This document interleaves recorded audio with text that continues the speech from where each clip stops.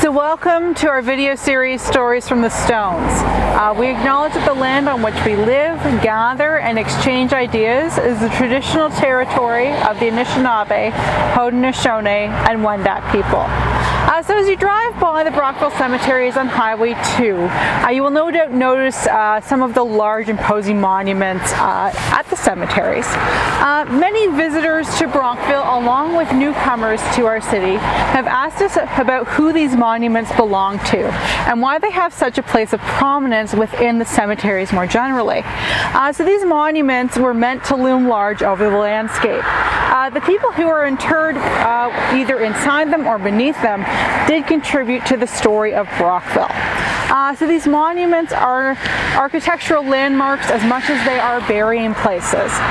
So they signify how the people buried there wanted to be viewed in their community, both at the time of their passing as well as for future generations. So let's take some time and explore these monuments in greater depth as they can reveal part of the story of Brockville. So this ornate monument behind me is in remembrance of the Comstock family. So who were the Comstocks? They had a long history of being involved in the patent medicine industry. So all the way back in 1833, Edwin Comstock went into business with his brother selling patent medicines in New York State. Although there were a few legal battles along the way, Edwin's son William Henry Comstock joined the business in 1853. So together they quickly acquired the rights to produce Dr. Morse's Indian root pills. So William based his business out of Brockville, but traveled to and from another factory in Morristown, New York, and he eventually set up a telegraph cable to allow communications between both the Brockville office and the office in Morristown. In addition to Dr. Morse's Indian root pills, Comstock also manufactured and was the sole proprietor for two quite unappealing sounding medicines, the dead shot worm pellets and dead shot worm candy. So both of these medicines were designed to treat intestinal worms. Now, to get back to Dr. Morse's Indian root pills, the advertising relied on a fabricated origin story.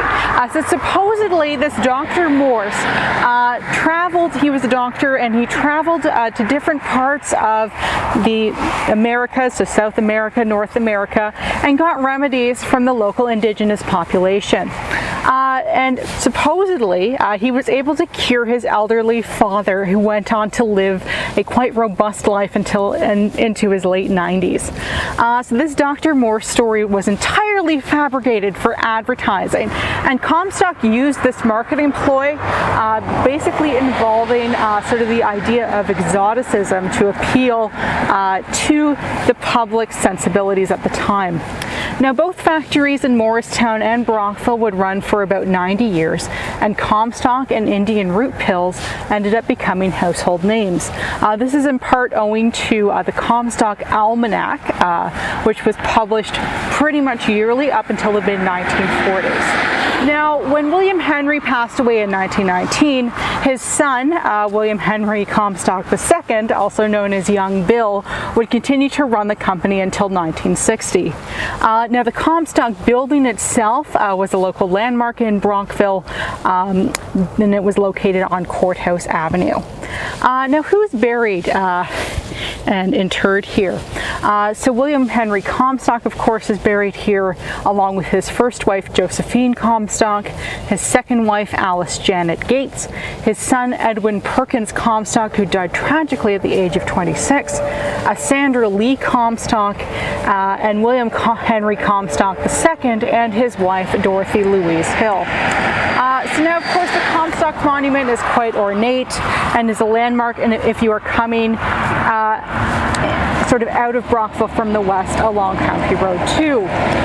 This monument imitates the architecture of a full-size mausoleum. So you'll notice behind me that there are Corinthian columns on the monument, as well as sort of a small roof that is reminiscent of the roof of a Greek temple. Perched on top of the monument is an angelic figure, and if you look closely at her, you'll notice that she is holding lilies, which are a symbol of mourning, along with the symbol of the purity purity of the soul and innocence.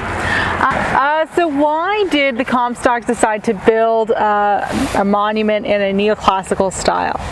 So neoclassicism had been on the rise since about the late 18th century, when archaeologists over in Greece and Rome were unearthing relics from a very distant past. To sum up the trajectory of the philosophy of this movement is very difficult to do in one sentence, but basically people believed that Greek and Roman architecture was perfect. It had very clean lines, and it didn't have all the unnecessary frills of earlier architectural styles. So the neoclassical movement was an international movement, and we see a lot of different monuments and buildings taking on this architectural style in this period. So I'd like to thank you for watching this episode of Stories from the Stones with me. Thank you, and see you next time.